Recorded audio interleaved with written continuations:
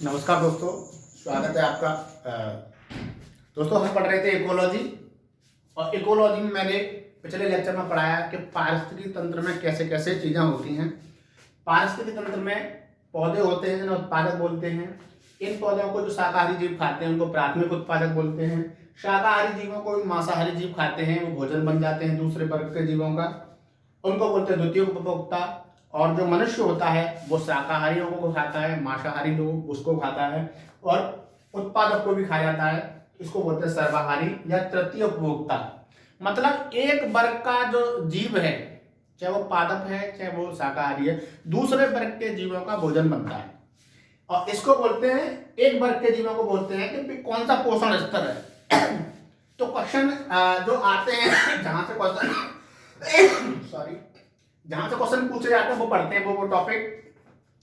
तो कोई भी क्वेश्चन जैसे मतलब इसको बोलेंगे प्राथमिक पोषण स्तर। पादप हमेशा प्राथमिक पोषण स्तर होते हैं, और उच्चतम पोषण स्तर होता है सर्वाहारियों का, क्योंकि वो सभी को खा लेते हैं। ठीक है दोस्तों, क्वेश्चन अपघटक से पिछले लेक्चर में छूट गया था। अपघटक से क्या होता है? अपघटक को बोलते हैं प्रकृति के सफाई करता, है ना। क्वेश्चन आता है इनमें से किसको प्रकृति का सफाई करता बोला जाता है? नेचुरल स्क्वेंजर इंग्लिश में बोलते हैं। क्यों?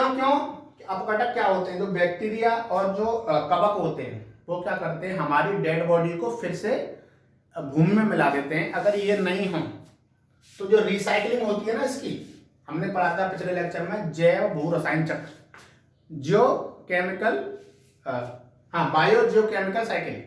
मतलब जो पदार्थ पौधों को हमने खाया, शाकाहारी ने मांसाहारी को खाया, मांसाहारी ने शाकाहारी को खाया, और फाइनली ये सारी चीजें जब मर जाती हैं तो ये फिर से मिट्टी में मिलेंगी नहीं, तो फिर ये साइकिल गड़बड़ा जाएगा।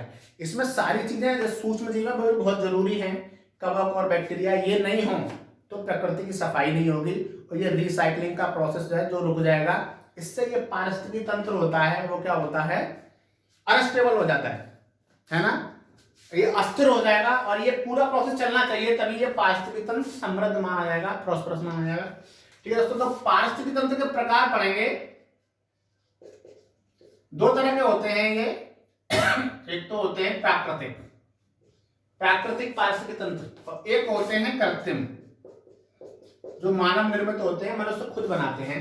प्राकृतिक में दो तरह के होते हैं, या तो स्थलीय होगा, धरातल पर क्या होगा, जैसे घास का मैदान है तो स्थल पर है, वन है तो स्थल पर है ना। या फिर जलीय होगा, जैसे तालाब है, नदी है, समुद्र है।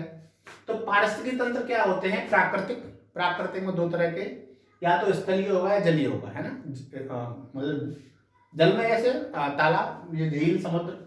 कृत्रिम में होता है जैसे खेत, एक्वाकल्चर वगैरह भी होता है। तो ये क्वेश्चन आता है इनमें से कौन सा कृत्रिम पारिस्थितिकी तंत्र है? तो खेत जो हम बनाएंगे, है ना, खेत में हम फसल उगाते हैं, तो ये कृत्रिम पारिस्थितिकी तंत्र होता है। अब क्वेश्चन दूसरा ये याद रखें, कृत्रिम पारिस्थितिकी तंत्र होता है जो हम बना रहे हैं, जैसे एक्वाकल्चर है, जो हम बना के किसी चीज को उत्पादन कर रहे हैं। वो सारी चीजें जैसे खेत वगैरह है वो हमारे द्वारा बनाया गया है, ना हमने समुद्र को बनाया है, न तालाब को, न झील को। ये सारी चीजें प्राकृतिक हैं, तो इनको प्राकृतिक पारिस्थितिकी बोलते हैं। अब क्वेश्चन ये आता है कि कौन सा पारिस्थितिकी तंत्र सबसे विशाल है? तो वो समुद्र, है ना। महासागर सबसे ज्यादा विशाल है, तो वो पारिस्थितिकी तंत्र होगा, वो सबसे बड़ा होगा, है ना। ये क्वेश्चन ध्यान रखें। और क्वेश्चन आता है कि सबसे ज्यादा स्थायी पारिस्थितिकी तंत्र होगा समुद्र। क्यों? क्या होता है कि जो स्थलीय पारिस्थितिकी तंत्र होते हैं, वन होते हैं, घास के मैदान होते हैं, वहां पर क्या है, मनुष्य का इंटरफियर ज्यादा होता है।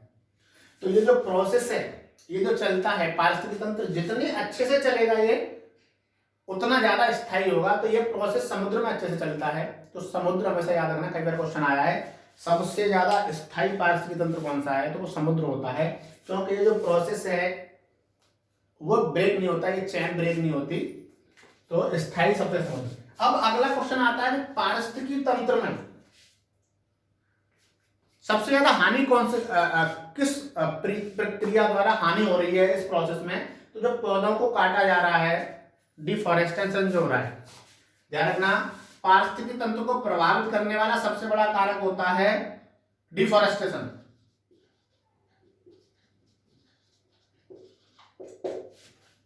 वनों का कटना क्वेश्चन आता है, क्योंकि ये नहीं होंगे तो ये साइकिल पूरा शुरुआती से गड़बड़ा जाएगा, है ना। ये शुरुआत से ही ये पारिस्थितिकी तंत्र गड़बड़ा जाएगा। अगर किसी पारिस्थितिकी तंत्र में पादप नहीं है तो खाना नहीं बनेगा, और बाकी खाएंगे क्या?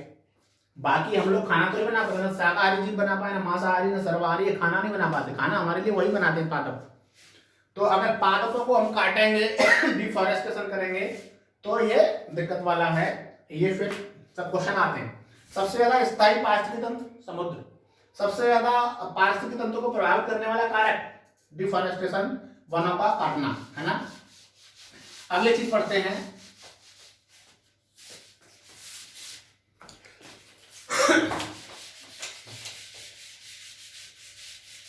अगला चीज आती है वो है खाद्य श्रृंखला। इंग्लिश में बोलते हैं फूड चेन। ये क्या होता है?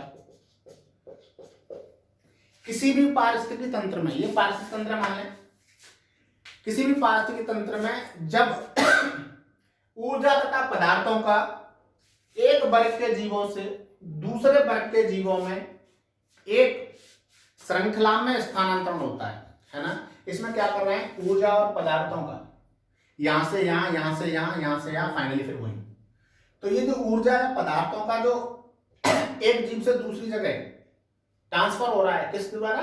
क्योंकि एक तरह के जो जीव हैं वो दूसरों का खाना बन रहे हैं। तो ये ऊर्जा पदार्थों का जब एक वर्ग के जीवों से दूसरे वर्ग के जीवों में स्थानांतरण होता है श्रृंखला में, तो उस श्रृंखला को बोलते हैं खाद्य श्रृंखला। जैसे ये क्या है? एक खाद्य श्रृंखला है, ये जो मैंने बनाई है ना। क्योंकि उसमें क्या हो रहा है कि एक वर्ग के जीव दूसरे का भोजन बन रहे हैं और उसी से ऊर्जा और खाद्य पदार्थों में ट्रांसफर हो रहा है पदार्थों का, है ना। तो क्वेश्चन आता है किसी भी खाद्य श्रृंखला में प्रथम पोषण स्तर क्या होता है? तो पादप। या कोई भी खाद्य श्रृंखला कहां से शुरू होती है? तो पादपों से। ये क्वेश्चन सिंपल सा आता है। खाद्य श्रृंखला क्या होती है ये तो कंपटीशन एग्जाम में आपको डिस्क्राइब नहीं करना है, लेकिन जो क्वेश्चन आता है खाद्य श्रृंखला समझ में आना चाहिए कि एक वर्ग के जीव दूसरे का भोजन बन रहे हैं और इससे क्या होगा? ऊर्जा या पदार्थों का ट्रांसफर होगा। तो होता क्या है कि खाद्य श्रृंखला शुरू कहां से होती है? तो पादपों से। ये क्वेश्चन आता है। खाद्य श्रृंखला में सबसे उच्चतम पोषण स्तर किसका होता है? सर्वाहारियों का। न्यूनतम पोषण स्तर पादपों का होता है। ये क्वेश्चन 3-4 क्वेश्चन आते हैं खाद्य श्रृंखला से।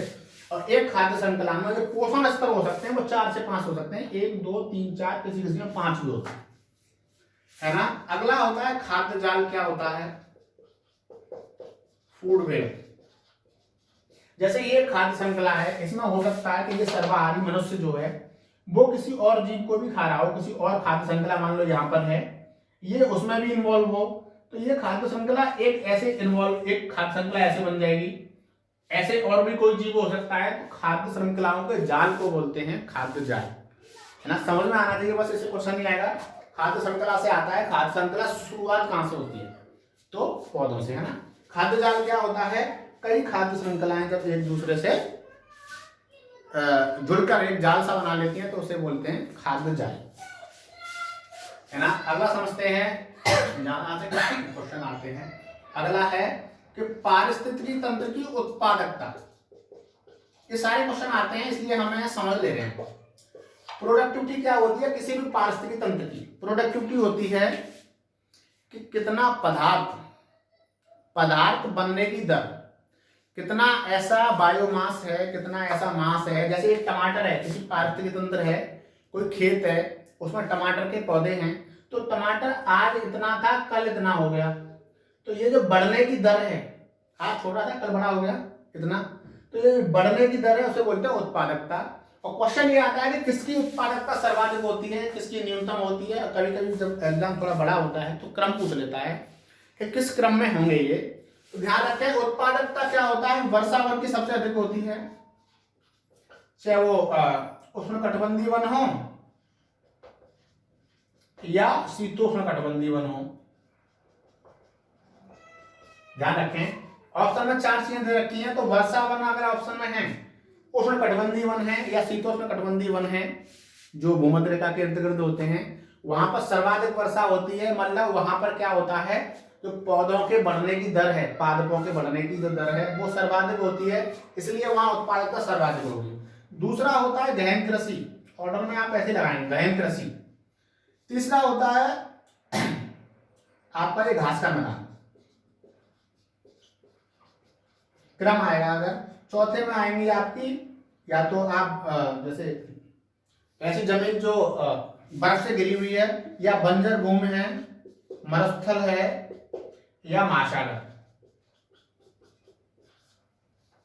महासागर क्या होते हैं, वहां पर नहीं ये पादप वगैरह ज्यादा होते नहीं है, अगर ज्यादा गहराई में देखेंगे तो वहां तो बिल्कुल भी नहीं होंगे, तो उनकी उत्पादकता भी बहुत कम होती है। तो क्वेश्चन में अगर ऐसे आ जाए कोई जिसमें सागर महासागर वगैरह हैं, समुद्र हैं, तो उनकी उत्पादकता बहुत कम होती है, ध्यान रखें, बंजर भूमि मरुस्थल के बराबर या उससे कम। तो ये क्रम आता है, सबसे ज्यादा अधिक उत्पादकता है तो आप ये समझ लेना कि वहां पर कितना ज्यादा पादप है, कितनी ज्यादा डेंसिटी हो सकती है, वहां पर आपकी उत्पादकता सर्वाधिक होगी। और जहां पादपों की संख्या कम होगी वहां पर, चाहे वो महासागर हो, चाहे बंजर हो, मरुस्थल हो, वहां पर सबसे कम होगी, और जहां घने वन है वहां सर्वाधिक होगी, है ना। अगला पढ़ते हैं, उत्पादकता हो गया। कभी कभी पिरामिड को पूछ लेता है, पिरामिड, पारिस्थितिकी तंत्र का पिरामिड। इसको ऐसे समझते हैं कि जब यहां से ये खाद्य पदार्थ और ऊर्जा ट्रांसफर होगी तो आगे बढ़ने पर पोषण स्तर जैसे जैसे बढ़ेगा, जीवों की संख्या घटेगी या बढ़ेगी, ये क्वेश्चन इस तरीके से पिरामिड बनता है। और यहां से आगे जाएंगे तो ऊर्जा का कैसे होगा। पिरामिड दो तरह के होते हैं, सीधा पिरामिड और एक होता है ये उल्टा पिरामिड। इसका मतलब ये है, यहां से ये पहला पोषण स्तर है, ये दूसरा पोषण स्तर है, ये तीसरा पोषण स्तर है, ये चौथा है। यहां से यहां जाए तो चीजें घटेंगी, कम होंगी, यहां से ये बढ़ती जा रही है, पहला पोषण स्तर, दूसरा पोषण स्तर, तीसरा पोषण स्तर, चौथा पोषण स्तर, है ना। यहां पर एक पोषण स्तर से आगे जाएंगे आप तो चीजें बढ़ेंगी कि घटेंगी। तो क्वेश्चन आता है कि किसी भी पारिस्थितिकी तंत्र में ऊर्जा का पिरामिड कैसा होता है, तो सीधा आंसर लगाएंगे आप सीधा, क्योंकि ऊर्जा हमेशा यहाँ ज्यादा होती है प्रथम पोषण स्तर पर, यहाँ और कम हो जाएगी, यहाँ और कम हो जाएगी। ऊर्जा क्या होती है, 10% ट्रांसफर होती है। अगर यहाँ 100 कैलोरी है तो यहाँ आएगी 10 कैलोरी, फिर यहाँ 1.1, है ना। ये क्वेश्चन कई बार आया है, किसी भी पारिस्थितिकी तंत्र में ऊर्जा का पिरामिड कैसा होता है, सीधा, कभी भी उल्टा नहीं होगा। ऐसा नहीं होगा कि पहले पोषण स्तर पर ऊर्जा बहुत अधिक है फिर बढ़ती जा रही है ना। और बाकी जरूरी नहीं है, नहीं और बताते जीवों का पिरामिड वगैरह, लेकिन आप ऊर्जा का पिरामिड रखें, हमेशा सीधा होता है, कभी भी उल्टा नहीं होगा। अगला चीज देखते हैं जो बहुत इंपॉर्टेंट है, वो है जैव आवर्धन क्या होता है। Bio magnification. जैव आवर्धन क्या होता है कि जब भी कभी इस श्रृंखला में, खाद्य श्रृंखला में कोई भी प्रदूषण आ गया, तो जब वो एक पोषण स्तर से दूसरे पोषण स्तर पर जाएगा तो उसका सांद्रण बढ़ता जाता है। जैसे आपने क्या किया, पौधों पे डीडीटी होती है एक दवा, पौधों पे कोई दवा आपने छिड़काव कर दिया किसी दवा का, अब इसको ये शाकाहारी जीव खाएंगे तो जितना सांद्रण यहाँ होगा, जितना कंसंट्रेशन यहाँ होगा, उससे ज्यादा यहाँ होगा, उससे ज्यादा यहाँ, उससे ज्यादा यहाँ। इसको बोलते हैं बायोमैग्निफिकेशन, जैव आवर्धन। जब कोई प्रदूषक एक पोषण स्तर से दूसरे पोषण स्तर पर जाता है तो उसका सांद्रण बढ़ता जाता है, इस घटना को बोलते हैं जैव आवर्धन। जैव आवर्धन है, ऑप्शन आएंगे उसमें 4, तो आप ध्यान रखें, किसी भी प्रदूषण की बढ़ते पोषण स्तर के साथ सांद्रण बढ़ता जाए तो उसे बोलते हैं जैव आवर्धन। बहुत इंपॉर्टेंट है, अक्सर पूछा गया है। Thanks for watching. अगर दोस्तों आप किसी भी कंपटीशन एग्जाम की तैयारी कर रहे हैं तो मेरे इस चैनल को जरूर सब्सक्राइब करें, ये आपके लिए बहुत ही महत्वपूर्ण वीडियो इस पर अपलोड होंगी और आपके एग्जाम की दृष्टि से बहुत ही महत्वपूर्ण वीडियो रहेंगी। ठीक, थैंक्स फॉर वॉचिंग।